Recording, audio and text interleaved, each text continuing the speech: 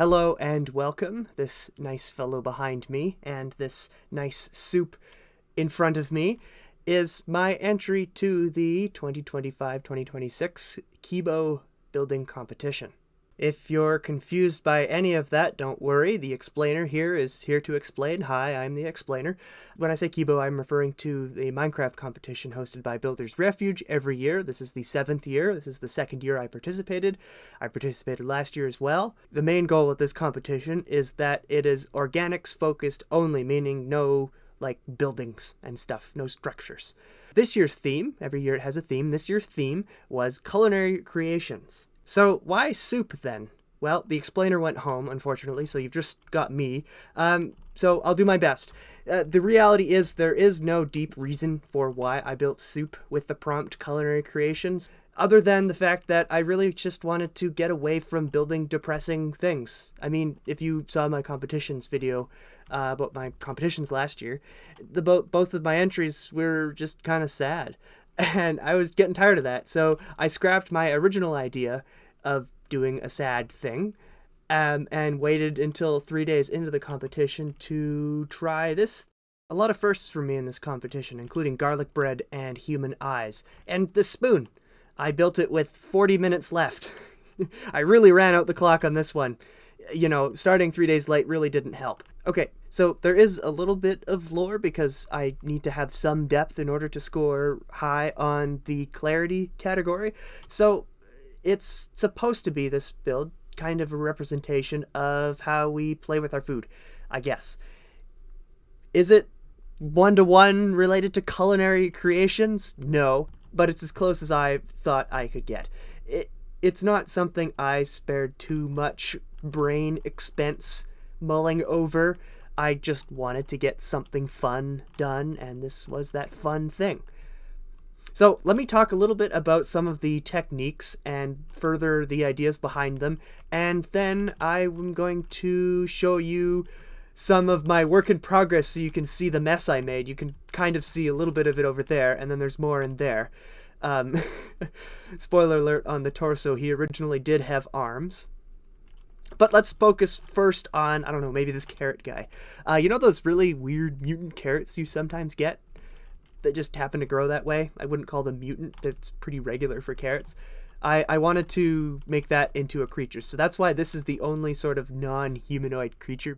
The rest of these characters, though, I made them humanoid because I wanted to emulate that sort of scandalousness of fairies you sometimes see in fairy depictions just in media in general.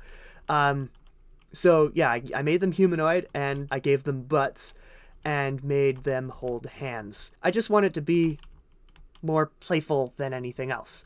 And that's also why I integrated the motion into these leek fellows. This one's eating salt.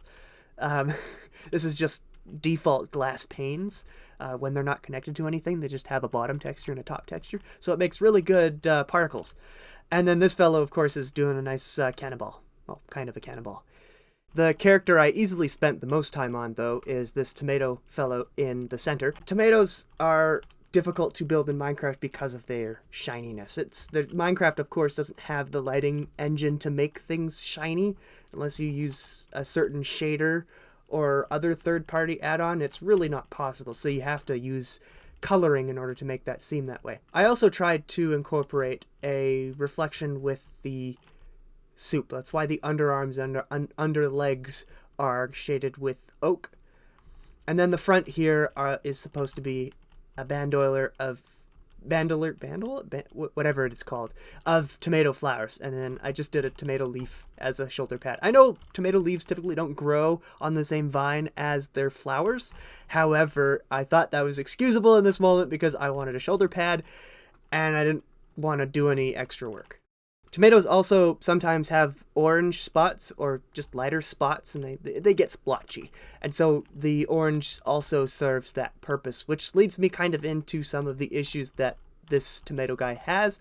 Namely, the shading is, I don't think, very consistent. Once you start to think about it, it kind of falls apart. Why is the oak seemingly darker than the rest of the tomato if it's facing what is supposed to be the light source. I'll get to that in a bit. It just doesn't make sense. Also, the front here, the what's kind of supposed to look like a fancy jacket with tomato seeds and the skeleton inside a tomato. If you cut a tomato open, you'll see that the center bit is always kind of lighter next to the sort of gel of the insides. But here it clashes a bit with the tomato flowers, so it's hard to tell what's what. And then the final character is this shallot, which I tried to give the impression is seasoning the soup.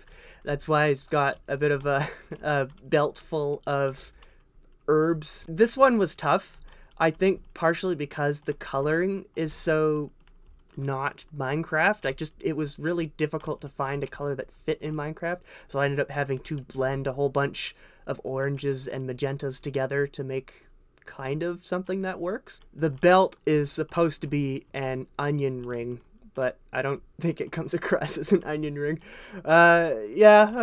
You win some and you don't win some.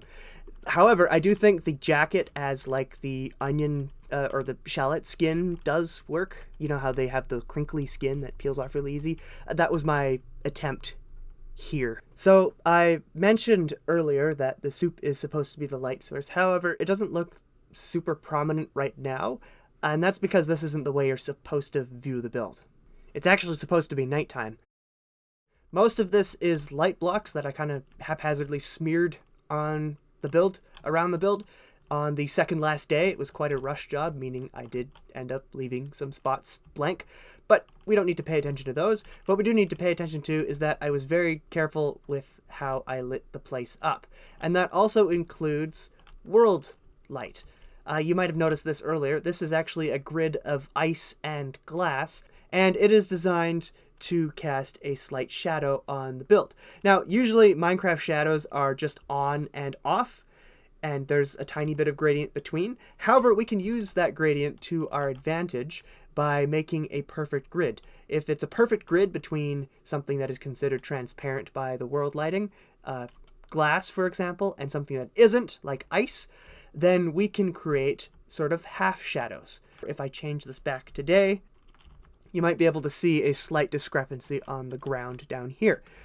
Now, I'm going to keep it as day because it's easier to see on YouTube. I know YouTube likes to compress things, but the idea behind this build was to view it in nighttime. So if you join the server, you can just type /ptime night and view it as intended. One last thing I want to talk about before I move on to the in-progress stuff. I got to get rid of this light block. There we go. Is the eyes. My original plan for the eyes was way out there. I don't know why I thought I was capable of it. And that was I was going to put a replica of the soup in the eye as a reflection. Now, looking back, again, I don't know how I thought that was possible. One, because the surface that I'm working with is literally less than 3 blocks tall at its tallest. And my attempt to expand it included just making the inside of the eye all black, which creates another problem because you will only see a small window of that in any given angle, and that window changes dramatically. So if you look at the end rod facing straight on, you just see the button on it, but if you go this side, it's completely vanished, meaning that I would have had to do some crazy geometry in order to make it look like this soup appeared in the eye. So I said, no thanks, and moved on with better things. Speaking of better things, here's where everything started. I spent a couple sessions trying to figure out how to exactly model a human head, having never really done that before. So I looked up some drawing guides and spent, I think, a couple days, obviously not, 24-hour days, on just trying to figure out how to shape and make realistic proportions. And you can see some of those references left over here. Then I rotated it, smoothed it out, scaled it up, and smoothed it out again. And here's the skull I ended up with at the correct angle. This guy back here was my first attempt at scaling up. I ended up going to a 1.5 scale, meaning that every 2 block lengths turned into 3. The world edit, the fast async world edit that we use on servers, does that math for us. this one was double scaled, and I thought it was just getting a little too big, so I discarded that in favor of this. Then I moved on to the hair, which took me 3 attempts. I really wanted to do something curly, but I wasn't sure how to do that efficiently without just modeling it by hand, which was going to take forever. At the first attempt was I used the torus shape, which is just like a donut, and splashed that around on the head. Didn't quite look right. You could see some of the remains here with the dark brown. Then I used a freehand brush, just a sphere, and then smoothed that out to get the lumps.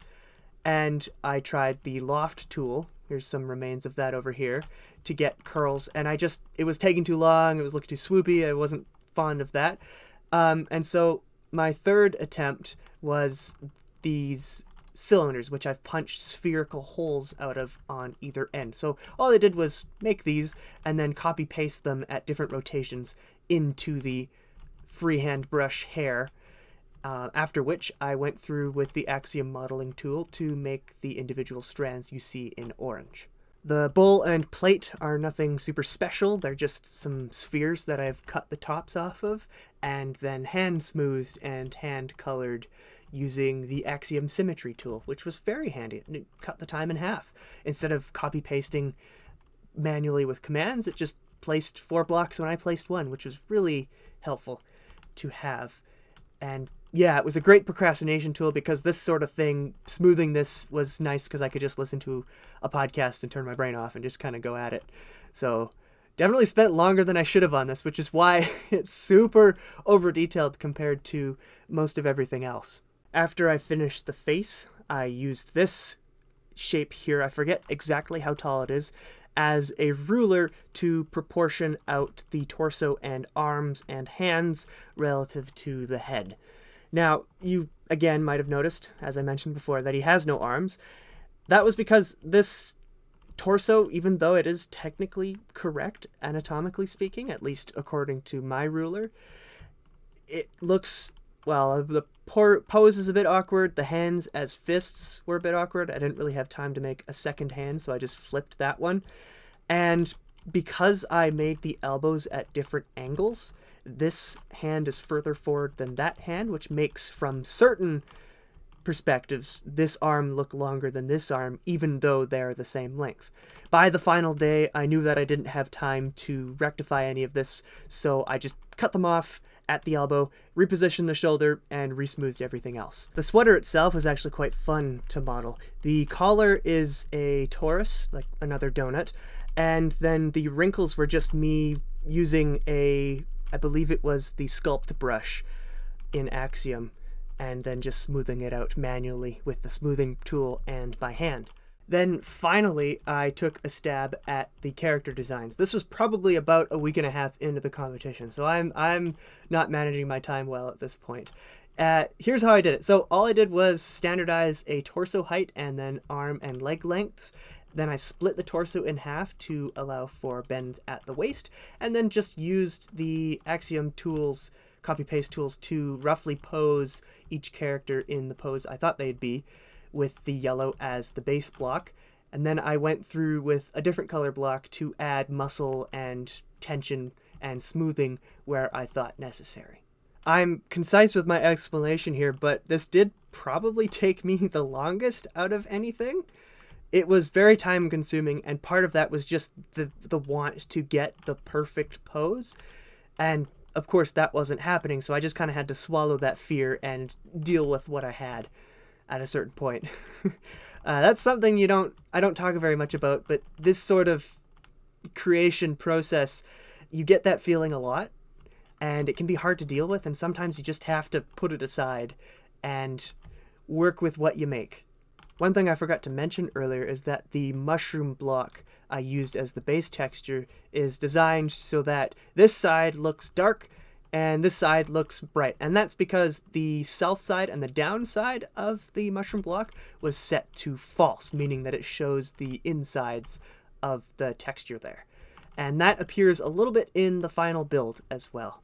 Anyway, I want to move on. We're going to skip ahead because a lot of the texture and design stuff I already talked about in the main thing over there.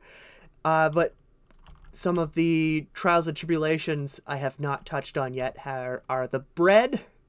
that the main character is standing on, and the salt shaker, which I spent a long time shading. Let's start with the salt shaker. So this is the first iteration of the shading on the salt shaker, and you might notice it's a little more neat, at least on that side, maybe not this side. It just wasn't working out for me. I shaded it like 3 times. Eventually, I just gave up and settled for what I had there, but I just couldn't get it to look enough like a salt shaker, if that makes any sense. The shape wasn't sharp enough, and when it was, the coloring looked wrong. This side I'm okay with. This side's fine, but it just wasn't consistent with whatever the heck was going on here. And part of that was to do with that the lighting from the soup was theoretically hitting this side, but not this side. However, it was hitting this side here and this side at equal amounts, and getting 3 different colors for that was really tough, and I just couldn't. So I ended up doing a half measure solution where I dithered blocks back here. Dithering is just alternating a block with another block. In this case, it's the brick stair with the stripped, what is this, pink? The pink block. And this gives us a checkerboard effect that from a distance maybe looks like a little bit of a darker texture. Okay, the bread. The bread was tough. With about 3 days to go, I asked somebody, what do you think this is? And they responded tentatively, a potato? And I was like, uh-oh, crap. It was supposed to be a bun. It doesn't look like a bun. It looks like a potato. So I tried again. This was my second try, and I thought, oh, well, what if I, like, tear the bun? And that, maybe, I don't know, a little bit better. Still kind of looks like a potato, though. I slept on it. Second last day, I made this. And then I thought, okay, close enough, and I put it on the main plot. I don't know why it took me so long to think of the garlic bread surfboard thing, but it was definitely the way to go, and I wouldn't have gotten there if I hadn't asked for feedback. So, there's a tip for you. Ask for feedback. It's really helpful, and it will help you avoid things like making a potato when you thought you were making bread.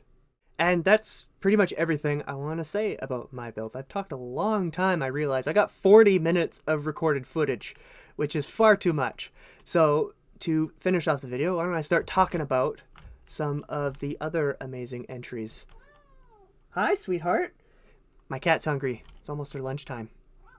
This one was built by Zekiez, and he calls it a tender kind of wild. That's the title. And oh my goodness, where do I even start? There is so much cool to talk about in this one creation. I just have to say, I love how explosive it is without being violent. Like, I don't see the pain of violence anywhere in here, yet it's still just, the movement is in all directions, and that's really cool. He does a really good job at capturing just the personality of something so vividly. My favorite part, though, is definitely the face, and he told me he was originally going to make this just an ape, but switched it to this sort of troll creature last minute as he was building it, because he felt like it needed something more, and I think that really does help. The face is certainly a focal point for me. It's something this colorful, it's easy to get sort of distracted with abstraction, but I feel like this build stays focused because of that face, and for that, I appreciate it. I just want to look at a couple more details before I move on, like the coloring on this gourd, or the fact that this spoon has like grains of wood in it. It's just so cool. Not to mention the liquid physics everywhere you see. I could go on for a long time praising this build, but I think it speaks for itself in that regard. So I'll move on to next door. This is a build, this over here, it's called Chaos, or Chaos, spelled C-A-O-S. Here's the spelling of that on the plot, and it is by todpog. Todd executes really good movement in this build as well, but it's a completely different tone, where Zekiez's build is non-violent explicitly. This one is explicitly violent. It is a scene of a very, very gruesome hunt. This poor wolf creature has been slain, and the momentum of the scene follows that form. It is collapsing in on itself towards the central character, and it does an incredibly good job at capturing just the weight of this achievement. And the lightning into, here's it smashing a bug. Oh my goodness, what a scene. To change the tone back to something a little more wholesome, here's the entry by Dreamy.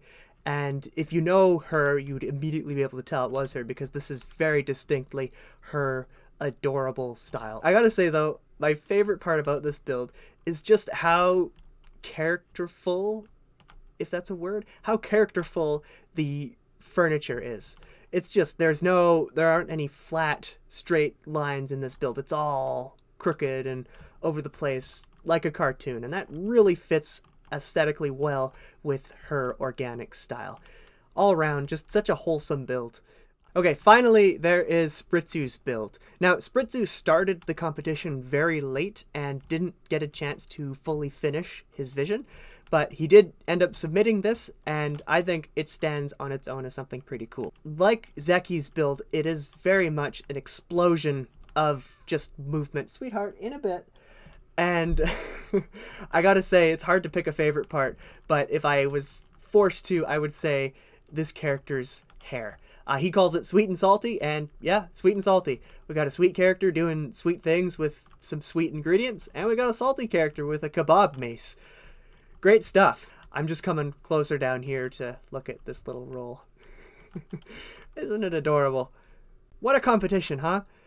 It's such a fun thing to participate in these sorts of things because you see so many different people create so many different things. And the really nice thing is a lot of them are better at it than you. So you can ask them for help and they'll tell you things that you wouldn't have figured out.